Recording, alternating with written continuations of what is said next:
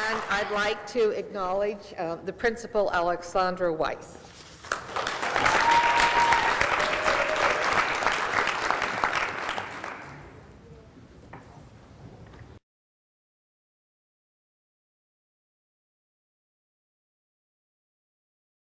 I didn't assume I would initially go into teaching. I thought it would be something I would do after I won a Nobel when I was 47. That was my 20-year plan. I was helping a friend who ran a project in New York City called CASES, and it was a project basically designed where kids who were getting out of the juvenile system were trying to get back into regular society. So I was going to teaching basic reading skills and writing, and I found myself more and more enjoying my Thursday evenings with these kids. They were about 15, 16, and all boys. And I was like, wow, I really enjoy the interaction I had with them, because at the end of the night, I know that this kid can now read a passage and actually find the main idea. And I thought about work and what work meant for me, and I was like, personally, I wasn't excited as I used to be about research. I still loved research from a professional setting, but not personally. But the teaching, I felt like I was getting both, the best of both worlds. I was getting content out there, and personally, I felt like I actually was doing something that made a difference in someone's life directly. So it really was a light bulb moment when I realized that, wow, I enjoy this. One of the things that makes Michael special, there are many, but one of the things that makes him special is that he has engaged in scientific research himself and is able to talk about it with students. His wide and varied experiences in science as a researcher, as a student, as a practitioner, give him an extra sense of perspective in the classroom. He's pretty much unflappable. He asks his students a lot of questions and uses questions to fuel inquiry in the classroom, but also is able to structure hands-on experiences for our kids so that they're not just learning about science, but engaging in the making of science. And I think that that makes the critical difference pedagogically. One of my personal challenges was the transition from going from research into teaching. Because in research, the whole idea is you're kind of self-directed, and you're somewhat only worried about yourself in regards to you have a question, you're figuring out on your own how to answer that question. And I thought, as a teacher, how am I going to translate the skills I've learned for so many years into actually getting other people to learn how to ask questions, how to be self-motivated, and how to seek out answers? It's like, how do you teach that? It seems like you either have it or you don't have it. And personally, I just didn't think I honestly didn't think I would last more than a year. If I had to think of one thing or a couple of things I want my students to remember about me as their teacher, I guess I always had a belief in them as people. So someone who observes their humanity, and also someone who actually cared about learning in regards to the world around them. That when you interact with the environment, or you interact with another person, that anything you say or do is going to cause something to happen. And in that response, think about what it is that you were looking for, and think about what you actually saw happening. And I guess that goes back to the observation thing and a conclusion, and I guess that's how I became a scientist.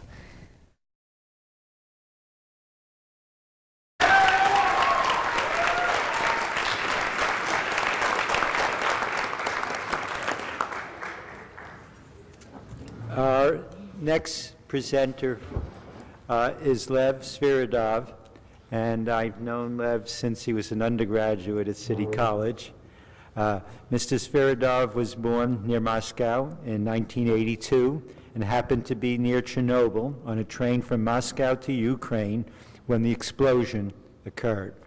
The disaster and the way it was handled kindled his interest in environmental research and science policy.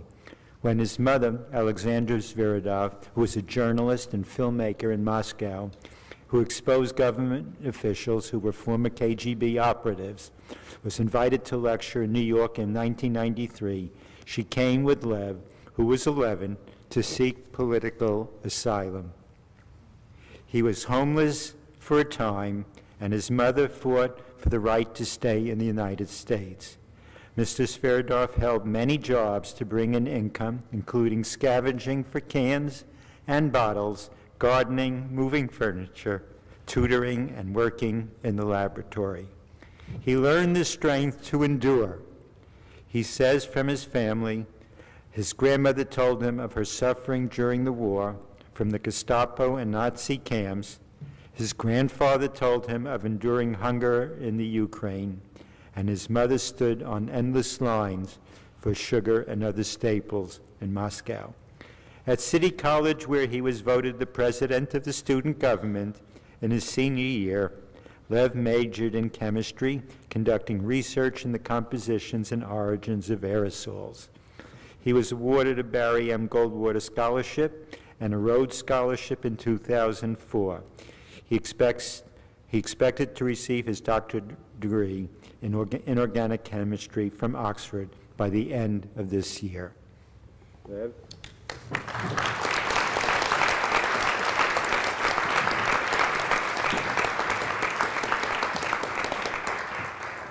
As we've just heard all the amazing and inspiring stories about all the teachers and all the students, one thing seems to be the common trend is that education is all about developing a personal relationship with the student, but also making science, engineering, and technology an essential component of your everyday lives, particularly that most of our students in public schools come from very, very difficult backgrounds. And for inspiring students to care about education, to care about science and technology, I'd like to present this check to Michael Holmes on behalf of the Sloan Foundation, on behalf of the Sloan Award Selection Panel, the Fund for the City of New York. Congratulations.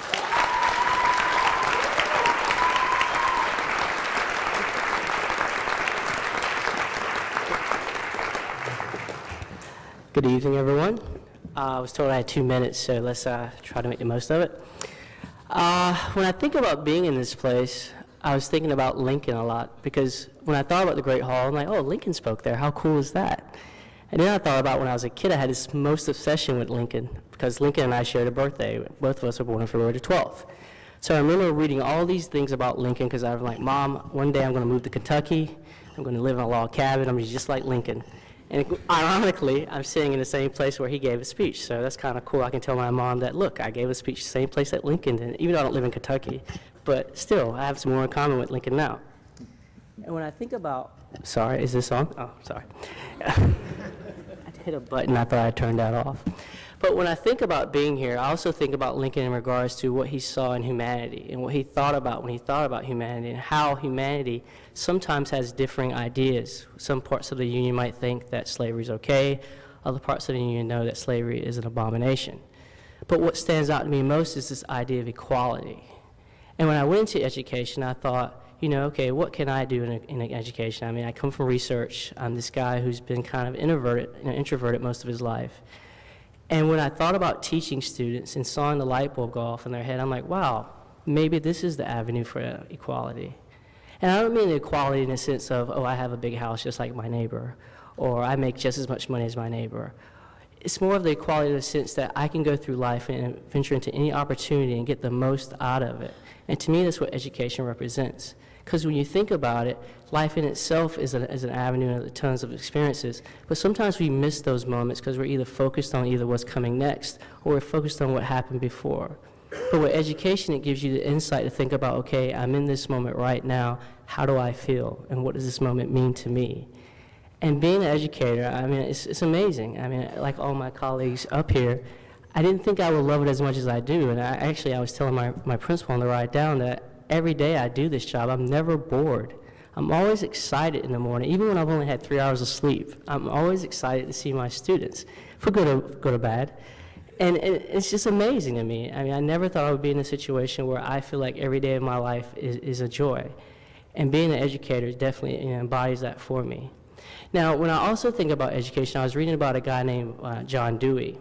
And I remember he made a quote that said, education is life. And at first I was like, is this guy nuts? Education is life? What does that mean? And then I thought more and more about it, and I realized that, yeah, education is life, be it formal or informal, because every day you experience something, and every day you take something from that experience. So you never stop learning. We're always students in the rest of our lives. So with that said, I'd like to thank everyone up here, and I'd like to thank my students who are so nice and kind to me on a daily basis.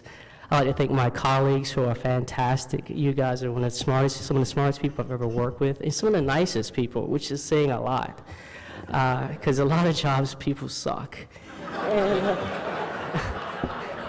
I have to say thank you